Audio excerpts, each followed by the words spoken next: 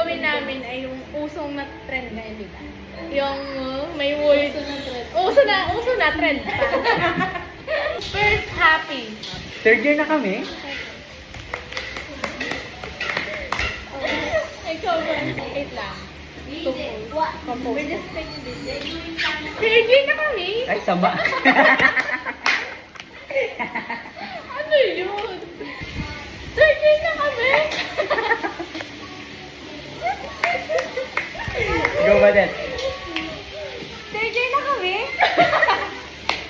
Napaka-hindi. Disappointed. Sige, disappointed. Third year na kami. Sabi yun. Go. Disappointed. Di tayo pwede mag-theater. Kaya sa anyway, disappointed. Third year na kami. Parang po 4 years na yung area. Ano ba magmukhang disappointed? Hindi tayo kasi. Wala lang. Imagine. Bagsak agad.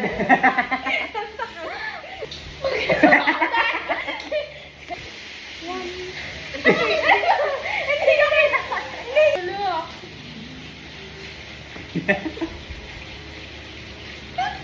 One eternity later.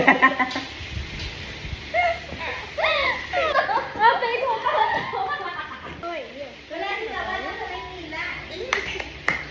Ano yung si Babe? Sige, na tayo. Sarcastic. Wala, dali, no? Third year na tayo. Boros na kumain.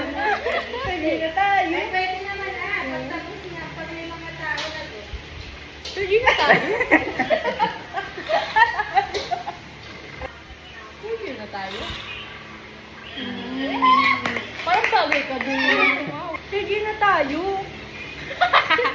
Ano pa? Sad. Naman, Sad. kilala na ni Abby.